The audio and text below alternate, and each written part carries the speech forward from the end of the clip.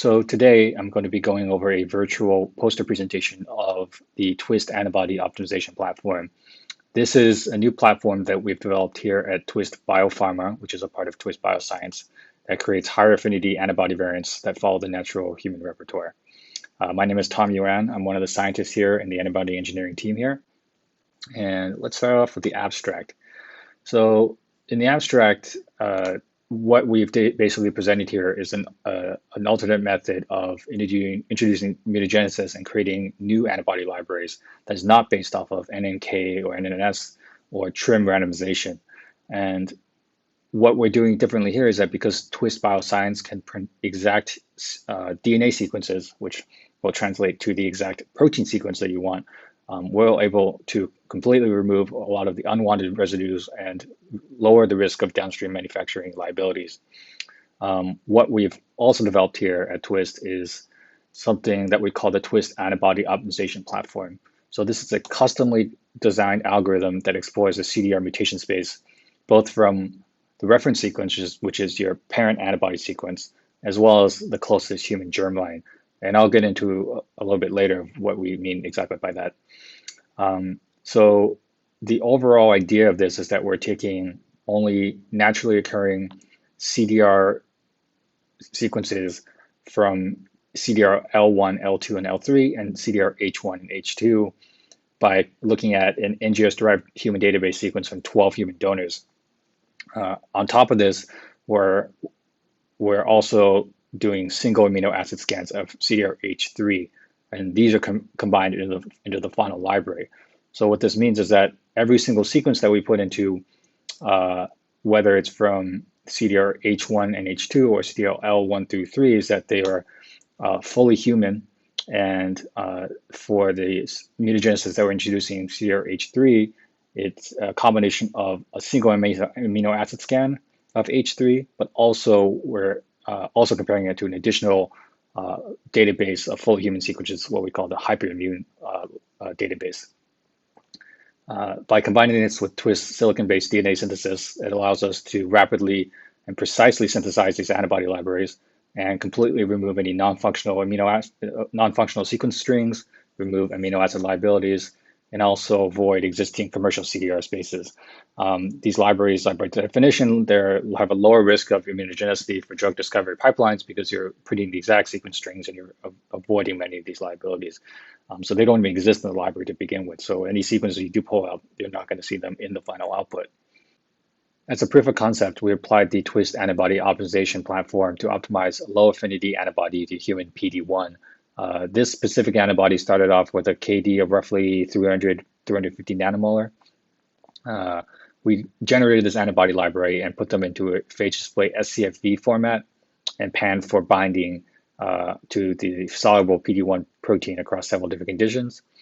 We took the ELISA positive hits and then directly reformatted it and converted these into full IgGs for testing to both the soluble protein and also to PD-1 overexpressing CHO cell lines. When we look at the monovalent binding affinities, we see that many of these variants improved over 50x compared to the parental antibody. And if we look at these compared to commercial anti-PD-1 antibodies that are on the market, we see comparable or even improved both binding affinity and efficacy in a PD-1, PD-L1 blockade assay. At the same time, we also show that we have improved pharmacokinetic properties compared to the parental antibody.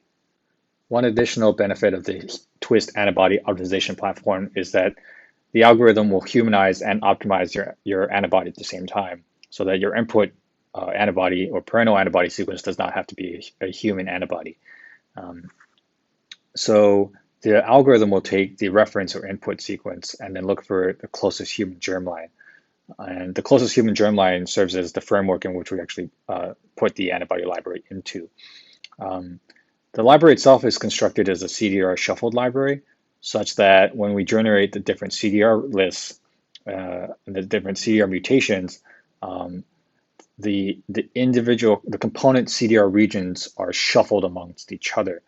So we can have a list of CDR H1, 2, and 3, and a CDR list of CDR L1, 2, and 3. But when the library is fully assembled, it's essentially assembled as a CDR shuffled library. There are numerous criteria or numerous variables that we can adjust within the tau algorithm itself. For example, one of them is what we term the natural fitness scan. This just refers to what is the mutational distance for each CDR from the reference sequence. Minimum subjects is the number of people in which you want to match the CDRs. So like I mentioned, the database is based off an NGS collection of sequences from 12 people. Typically, we leave the number of minimum subjects as 2. Suppress liabilities, we leave this on so that we're suppressing amino acid liabilities.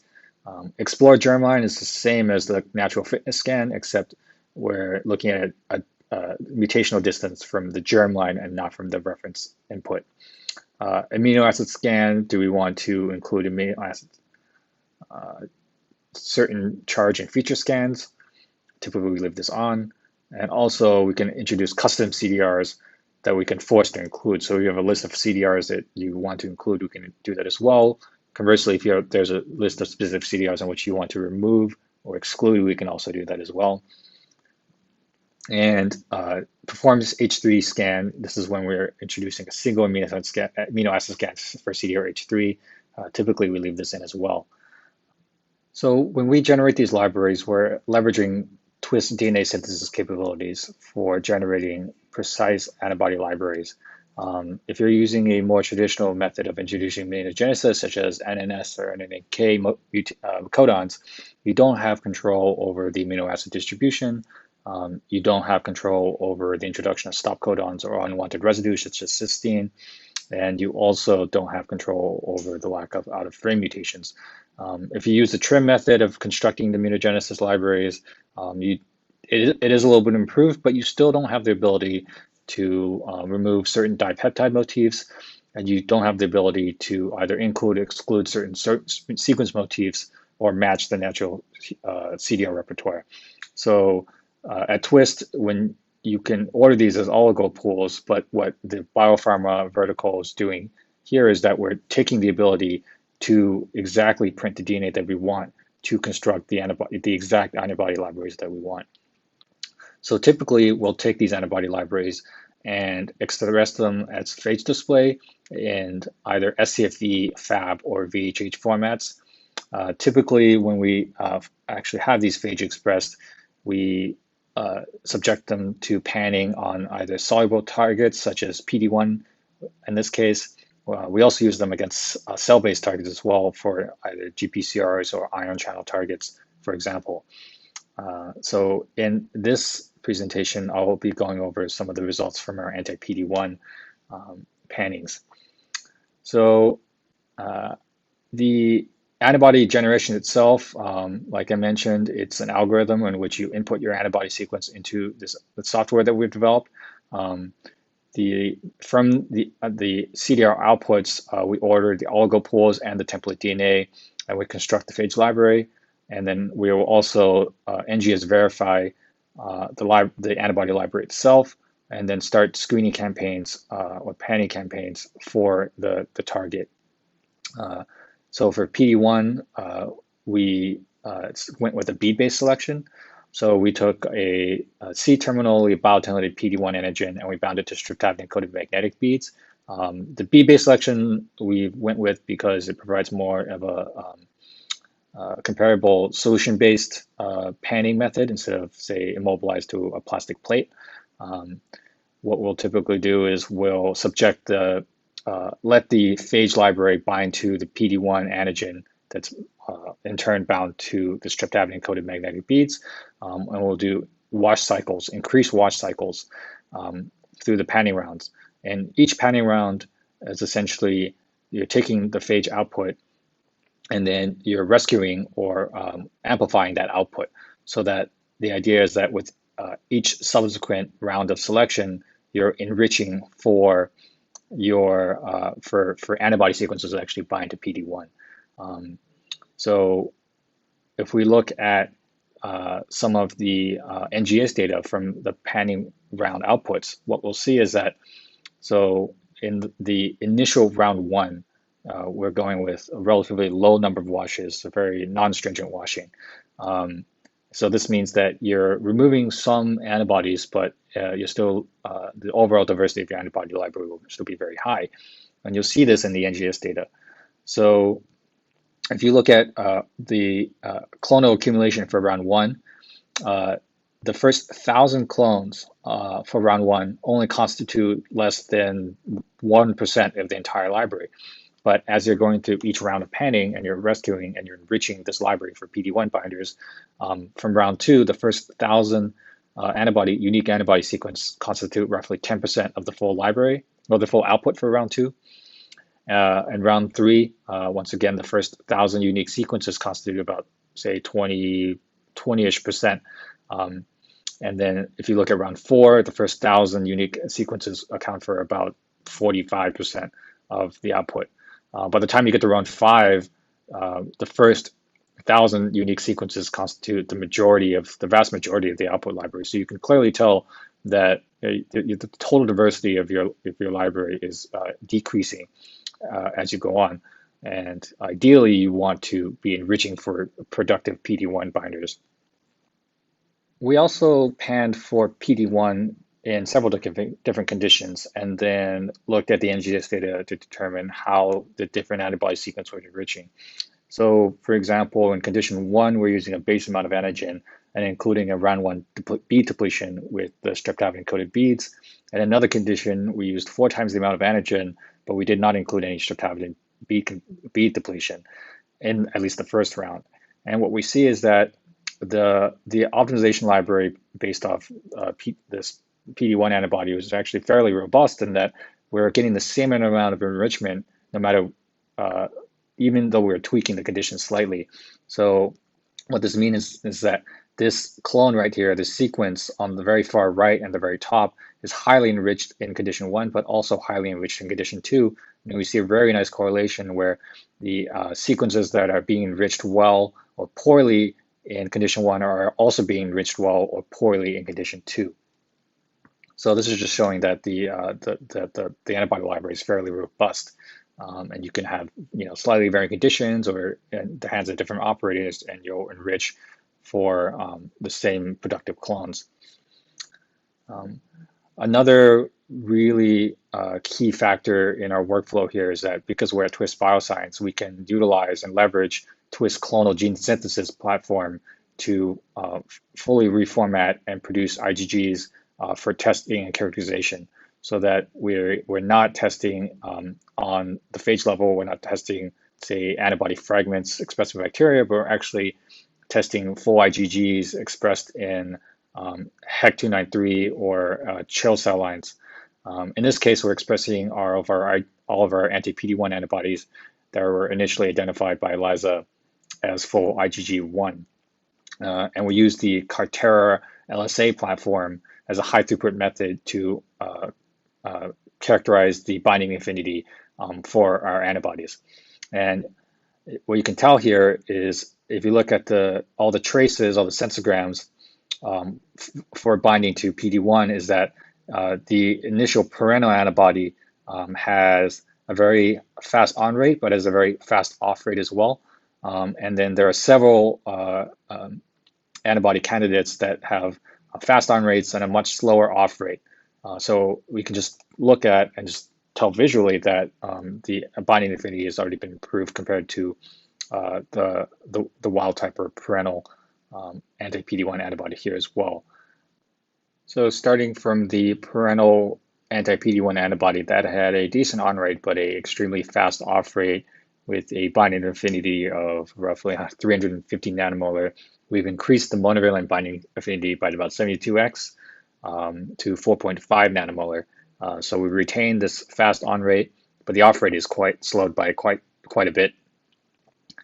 One way we like to represent the improved binding affinity is with the addition of a circular dendrogram. So what this shows us is that the binding affinity of the parental body here is very, very low. So this is the inverse of the KD. And there are specific variants that show much improved binding affinity by these high green bars. But you can tell by the sequence dendrogram is that they're not clustered around highly similar sequences. So you're getting much improved binding affinity with relatively different antibody sequences that are derived from this anti-PD-1 optimization library. This sequence dendrogram is also showing you the clonal frequency in this red, blue, or white inner circle here. So colors that are blue demonstrate that these clones are highly enriched by round 5. The ones that are in red were very, very rare, so that they were not quite enriched in round 5. But you can tell from this that some of the highest binding variants are actually not fully enriched. So not that they're fully enriched, not that they're the most enriched. So we don't see that enrichment is a good corollary for binding, for how productive your final antibody will be. So it's very important to us to test as many antibodies as possible in a high throughput fashion, and this is one of the advantages that we have here at Twist Biopharma, where we can reformat and express hundreds of antibodies at a time, and use the Cartera LSA system to measure the binding affinity for hundreds of antibodies at a time. So from the binding affinity data, we took some of our lead candidates of these tau-optimized IgGs, and we tested for functional blocking in a PD-1, PD-L1 blockade assay. Some of these high affinity variants showed pretty drastic improvement compared to the parental antibody. So the parental antibody is shown down here in this salmon colored line with the star symbol. And if you look at some of these antibodies, such as PD-1-tau1 in blue, we see a pretty drastic left shift in the blockade assay. And this is actually pretty comparable to nivolumab, which is shown here in this green line here. One of the things that we noticed as well is that if we generate a graph looking at the binding affinity, the monovalent binding affinity on SPR in log scale, and then plot that against the IC50 in this blockade assay, is that the assays correlate very, very well, where the lower binding variants have high IC50s, and the very tightly binding variants have very low IC50s. And you can see there's actually a collection of anti-PD-1 antibodies that we've identified in our experiments here that improve upon nivolumab. We then subjected 2 of these variants, tau-15 and tau-75, in vivo validation of their PK. And these 2 candidates both show a very long beta half-life in rodents, where the beta half-life is over 1 week. So for tau-15, we see about 182 hours, and tau-75, we see 186 hours, where 1 week is roughly 168 hours. So in summary, the Twist Antibody Optimization Platform gives you a high throughput, high quality biophysical characterization, and it can produce high affinity functional humanized antibodies. Several of these antibodies showed a drastic improvement in affinity, functionality, and developability, and showed that they were improved upon even commercial anti-PD-1 biologics. And that concludes today's virtual poster presentation of the Twist Antibody Optimization Platform for our anti-PD-1 antibody. Thank you for taking the time out of your day today to view this presentation. If you're interested in what Twist Biopharma has in addition to the optimization libraries, we also have another poster presentation looking at our GPCR-focused phage display library, and where we used it to identify highly functional, high-affinity antibodies to some of our GPCR targets. Thank you again, and take care.